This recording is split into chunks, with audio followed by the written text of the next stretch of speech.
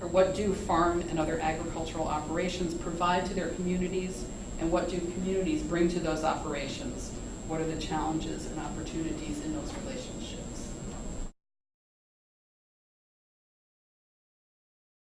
So I'm Dorothy Suput, and welcome all, and thanks for inviting me here today.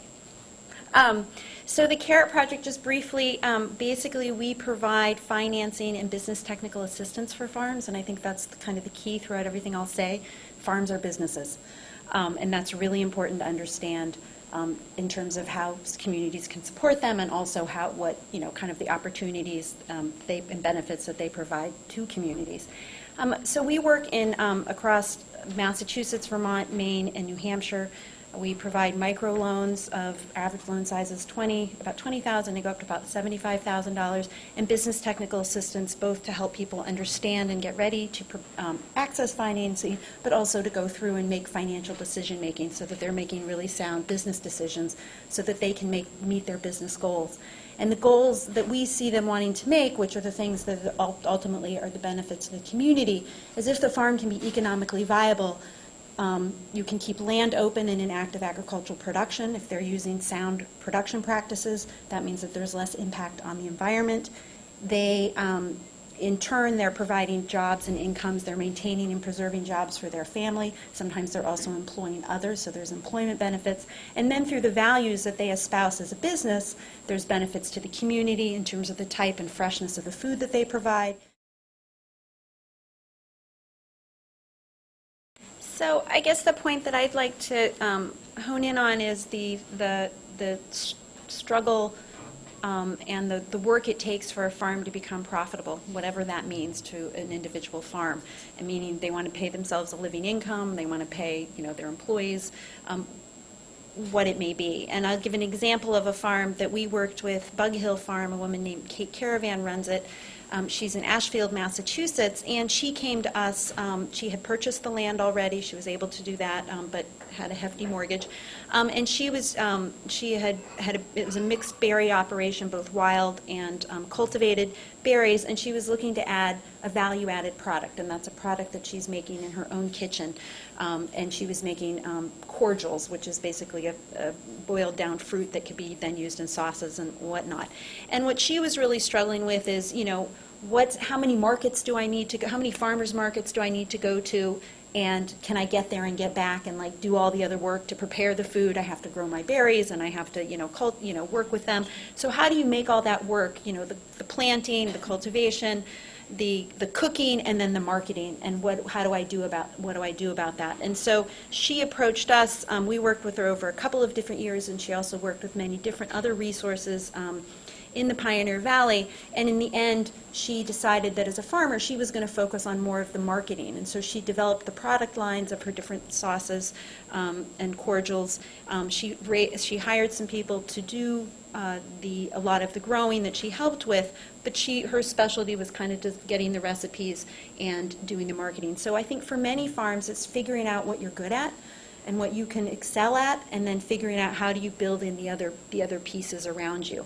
And if you know what you want to do, given the land or the resources that you have, can you build a business that will actually give you what you want? If you want to make $10,000 a year, or you want to make $60,000 a year, and that means that's a net. If you want that much money at the end of the year, you really have to think about how you're going to design your business. And so there are a lot of resources. So that's a challenge for people to figure that out, particularly if they haven't come from a farming background, if their families aren't from farms. And we have a lot of people in Massachusetts that are entering farming that they may know how to farm, but they haven't come from a farming background. Maybe didn't grow up in a family with a small business background, and so they may learn the cultivation practices, but kind of all the decision making that goes into actually making a business profitable, they may not have that. And while there's many resources, and some of them are up here, there's a lack of resources to help people do that at multiple levels to really help with that decision making. And some of them are good for, there's a lot of general resources for small businesses. Some of those are applicable to farms, and some of them aren't. The way that I like to think about it is that, right now we have a dominant food system that's, very commodity-based, meaning it's based on corn and soybeans, and very, very large farms in the Midwest and the North and the South and the West. And so the Northeastern agriculture, to some degree, it's always been there, it's always been very strong, but it's never been sought, not for like 150 years maybe, or hundreds of years, and it hasn't never been sought or turned to as a primary source of our food production. And so farmers could kind of, things were grown as people wanted to grow, but nobody was turning and saying, okay, now I want like all these peas for my school, or all these broccoli for my hospital, or I want all my milk sourced locally.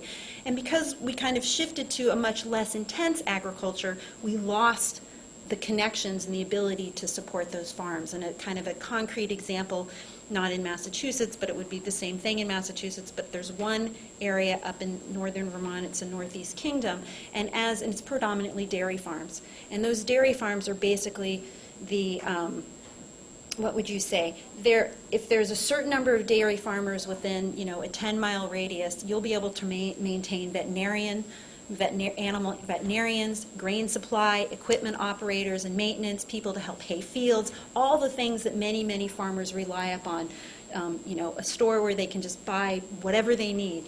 And as soon as the number of dairy farmers drop to a certain level, say that, there were 10 of them in this county, and that's not a good number, but let's say there were 100 and it dropped to 50, then all of a sudden you lose all of those support structures. The veterinarians can't stay in business, the feed stores, like, who am I selling to? And on and on and on. And so then when we talk about all these problems, we're talking about basically developing all that infrastructure that has been lost to support a much higher amount of agricultural production and capacity. What can those of us who are motivated in our communities to try to address these, what are some of the best ways that we can, sort of shore up the efforts that organizations like yours are doing, or individual businesses? What are some of the ideas you have? They can be magic wands too, but what would you say to us, those of us who really want this stuff to happen? An easy one is to, do what many of you are probably doing by joining community-supported agricultures, by visiting your farmers markets, and asking for local food when you go into your store, not just Whole Foods or whatever the specialty food stores around here, but Stop and Shop and Star Market or Market Basket or whatever the local stores are. I don't live in this particular area. But anyway, shop at those stores and ask for it. And I think, as well as when you have other opportunities, if you go to hotels, or you're organizing events or conferences, you can ask them about, hey, can you provide local food? And more people are willing to do that. And I think one of and this is happening enough that I think it's starting to work, and obviously we need more.